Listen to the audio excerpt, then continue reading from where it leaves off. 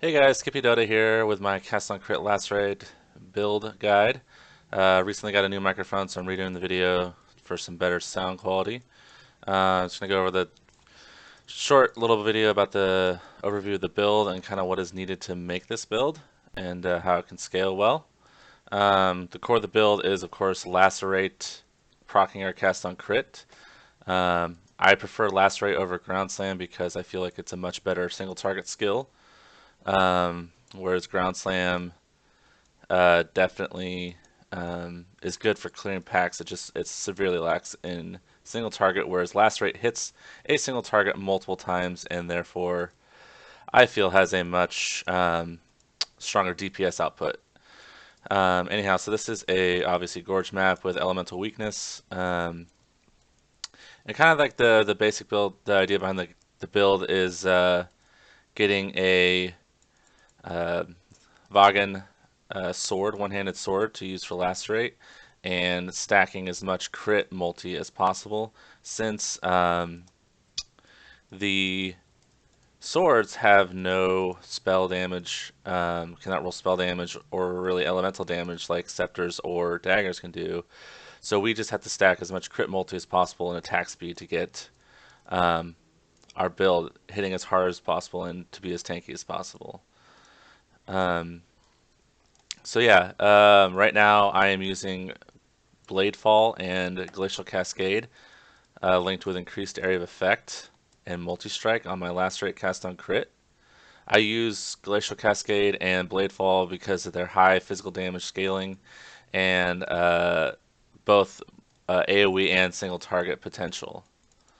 Um, so yeah, and then I use Whirling Blades to move around and defensively I'm sitting on a lot of a decent amount, I should say, of evasion, as well as taking acrobatics. And I also, I'll look at that. I have to come back to that later.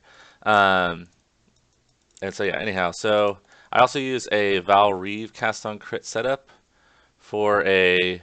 So here's the boss here, just absolutely shred him, and that's with increased area of effect in. If you put in conk effect, it's even more of a destruction, but yeah, I feel like we don't really need to do that for most bosses. I only put conk effect in for higher end bosses that I need to fight. So real quick to look at the gear, Vagan's sword, one-handed sword, as much crit multi and attack speed as we can get, and crit strike chance. This is all important stuff. In here we have blood magic linked with whirling blades and faster attacks for movement. Our helmet is just a good rare helmet with life and resist. A good enchantment on this would be either blade fall damage or glacial cascade damage, or if you really want to, you could get like a reduced haste or a mana reservation just to free up some mana for our mana pool. And then in here I have haste linked with Val Haste and Herald of Thunder. We have an Ancestral Protector who is a huge part of the DPS boost for this build. Absolutely amazing. In my opinion, one of the most broken skills in the game right now, but we'll talk about that later. Here we have just a good rare shield with life and resist. I have the Rise of the Phoenix MTX on it. And here I have Val Reeve with my cast on crit and Shock Nova. This is like if I open chests, I pop it and it just does a huge AoE around me. Cast on crit burst damage, as well as if I go up against a tanky Fizz Reflect mob, I might pop this just to help mitigate some of the Fizz Reflect. My gloves, I'm using Malik arrows for the attack speed, the crit, all the crit goodness, and the evasion. And then in here I have Culling Strike mixed with Ice Bite and Herald of Ice to generate frenzy charges while clearing maps. And I use a Lightning Golem for the attack speed increase. We don't like I was running with a ice golem for a while, and then eventually I got to the point where I was so overcapped on crit, and we don't need the accuracy from it since we're using a Vagan sword, that I dropped it and pick up this for the attack speed. Belt is a rare as this a rustic sash, and just life strength is very important because we need it. And then resist, and then I rolled elemental damage on it. Doesn't matter because we don't really do that much damage with our weapon. And then our boots, just good rare boots with resist. Movement speed is nice. These drop for me, so and cruel actually, which is pretty crazy. And then I love this enchantment on it with the 0.6% of damage leeches life and mana. This completely sustains. Our mana has never really been a problem, but it completely sustains our life leech when we are actually not being hit. Because in here you'll see I have casting damage taken, Mortal Call, Warlord's Mark for leech when we need it. So when we take damage, it curses them and gives us more leech. Um, as well as it helps against Reflect, and then an Ancestral Protector. Wait, I have two of these? Oh. Alright, well anyways, you could put increased duration in there. I wonder where that went. Anyhow, there it is. Thought something happened. Okay, so yeah, and then our amulet, it's just a lot of strength, crit strike chance, life, and lightning resistance is what I needed. Mana. Oh, so here's our physical attack damage leeches mana. This absolutely sustains our mana leech. Even though our actual lacerate doesn't do a ton of damage, it does a decent amount. It's more than enough to sustain the amount of mana that we need. Um, Ideally, I would like to get probably spell damage on this or crit strike multiplier. If I could drop something, I would drop the mana, get like a spell damage. Like I just haven't found myself a better amulet yet. And then here we have just attack speed, life, resist. None of my rings are really all that special or expensive. Some strength and resist. I just rolled flat mana on everything I could to round out the gear. And right now I'm using a 6-link Carcass Jack. Definitely ran with a Tabula for most of this build until I could 6-link a Carcass Jack. I would say a 6-link is not required, but definitely you're going to notice the difference. But the Carcass Jack is best in slot for the AoE and the area damage. So yeah, in here, increased area effect, lacerate, multi-strike, glacial cascade, blade fall, and cast on crit. And none of my gems right now are 20 level 20. They're all 20 quality. Multi-strike does not need to be level 20 quality because it just affects the melee physical damage or melee damage, and we don't really matter. It doesn't matter. And lacerate definitely want 20 quality because it just gives us even more AoE. So yeah, then in my weapon swap I have double strike, which I use for Atsiri and various boss fights where like I have to actually really only Atsiri because I want to focus down in the split phase a single um, mob and they're rather than hitting the mirror, so therefore I need to lacerate will kind of bounce around because the mechanics of multi-strike will bounce around his attacks and then I'll end up just killing myself. And then I use Conk Effect to swap this in for the Atsiri fights. And then here, Blood Rage, these are just level up gems. Anyhow, quickly look at the passive tree. We go Assassin, get the Deadly Infusions, the first one you pick up, and then you go Noxious Strike and Toxic Delivery. These are good. I don't really notice, didn't really notice a huge difference when I picked this up. Maybe in boss killing potential, this has been improved, but I honestly didn't feel like I noticed a huge difference. With this character, I come out of here.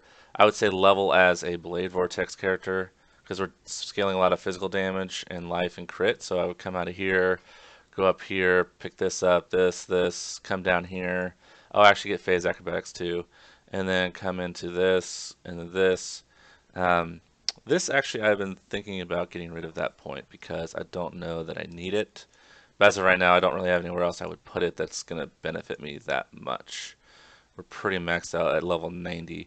Um, and we come up here, get the Lias spell.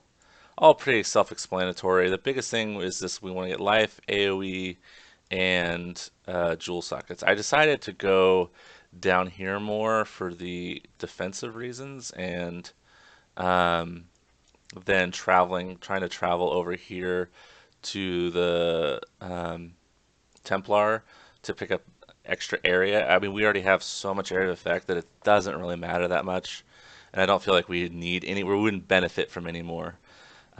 Basically, the other big thing about this build is jewel sockets are extremely important for this build because we want fix our any weaknesses we have in the build, which is life, attack speed. We want as much attack speed as possible, and crit strike chance, global crit strike chance if possible. Like this is basically like a perfect jewel right here. Attack is its attack speed, crit strike chance, global crit strike multiplier, and life. So this is the ideal jewel that you're looking for. So we're sitting at almost 5100 life, and yeah, so we do need to pick up these um, ore nodes here because we are running Herald of Thunder, Herald of Ice, and we're running Haste for the attack speed. You could run Hatred for the added physical damage. It's hit and miss. I personally feel like attack speed is the thing that this build wants more than actual hitting power, because I feel like I mow through everything regardless. Maybe in like tier 14 to 15 maps, I might try to throw in a Hatred, but unfortunately I have terrible luck with maps, so I have not gotten those yet. Yeah, lastly but not least, our flask, nothing special. Life, this is just for help us with, um, you know, desecrate ground maps and stuff like that to kind of sustain our life. Series promise for just amazing leech and damage. Both high physical and elemental rolls is preferred. Um, Quicksilver Flask for movement. Taste of Hate is awesome for its both its defensive and offensive mechanics, and a Silver Flask is just fantastic for just giving us another speed boost on um, with our attacks. So anyhow, that's pretty much it. Bandits, I went Oak for the passive point, or Oak for the life. I believe I went. Actually, that's actually a good question. Let's look. I think I went the passive point. Nope. I went the attack speed route. This could be, you could go passive or you could go the physical damage. I chose attack speed, and then for merciless, obviously the power charge is the best. So yeah, so right now I'm sitting at just under crit capped with all my power charges up. I'm sitting at like 93 point something, and it's more than enough. And we're hitting super fast, and yeah, it just absolutely face rolls pretty much everything. Hope you enjoy the video.